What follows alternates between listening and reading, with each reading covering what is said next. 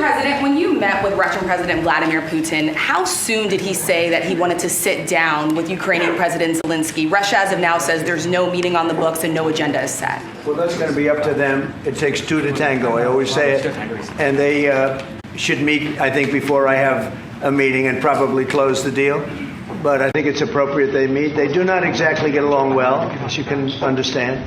And I'm sure it's a meeting that perhaps he didn't like.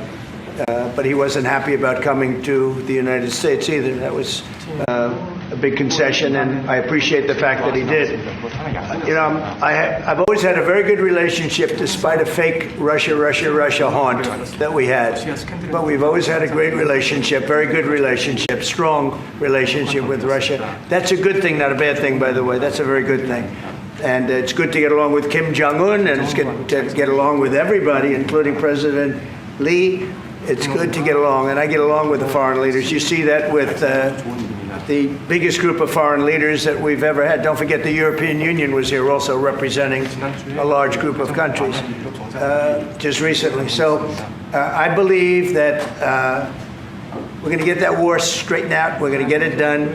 I don't know that they'll meet. Maybe they will. Maybe they won't. They'd like me to be at the meeting. I said, you guys ought to work it out. It's between you. It's not us.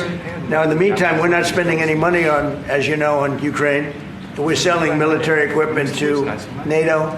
NATO now is taking in, excuse me, NATO now is taking in a large amount of money from the countries. They're taking in 5% of GDP versus 2%. They're paying the 5%. They never paid the 2%, most of them, or a lot of them. NATO has a lot of money. We are selling military equipment to NATO at full price, and NATO's distributing that equipment to wherever they are. I mean, perhaps to Ukraine. So NATO's working with Ukraine.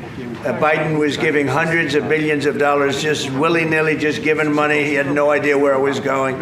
It was terrible what was happening. So we're not involved anymore in terms of the cost. We're in for $350 billion. As you know, I also got the rare earth deal done with Ukraine, which was worth much more than the $350 billion. But I'm not interested in the money so much, even though we've done a great job in that regard. I'm not interested in that. I'm interested in stopping a war where last week 7,109 soldiers died, both Russian and Ukraine. It's such a waste of life and humanity. They're not from this country. They're not from any other country other than Ukraine, for the most part, other than Ukraine and Russia. But it's a very important thing to me to stop it. I stopped 7 wars that were raging, one for 31 years, the Congo, and as you know, Rwanda, one for 35 years. I don't have to go into them. You know the list better than I do. But we stopped a lot of wars, including, you think about it, India and Pakistan, which was probably 2 weeks away from being a nuclear war. They were shooting down airplanes all over the place. So I'm very proud of that. I thought this would be, in many ways, the easiest way. I have a very good relationship with Putin. I thought it would be the easiest one to stop, and it's really not. It's very complex. It's very personal from their standpoint. There's tremendous dislike personally between the two men, and we're going to have to straighten that out. But I would like to see them meet first.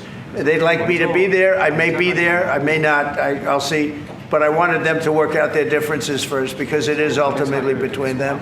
And when that happens, I think we'll get an end. Maybe they meet, maybe they don't. How long are you willing to let this play out? And if they don't meet, will there be consequences, and how soon for Russia? Yeah, there could be very big consequences, but we'll see what happens. There might be very big consequences, because this is something that has to end. This war would have never taken place, and for 4 years it didn't take place. But if I were president, this war would have never taken place. There has not been a war like this since the Second World War. This is the biggest thing that's happened in terms of warfare, wars. It's a whole new form of fighting. It's a drone fighting. It's a drone war. No, a drone war never existed before. And we're actually studying it from the standpoint of Pete Hegseth and everybody. We're studying it and studying it very carefully. This is a whole new form of war, but it's a violent war, and there has been nothing like this since the Second World War. So we'll see what happens over the next week or two, and at that point I'll step in very strongly, and if I have to be there, I'll be there. And we'll either have a deal or we won't. But a lot of people are dying, and I want to get us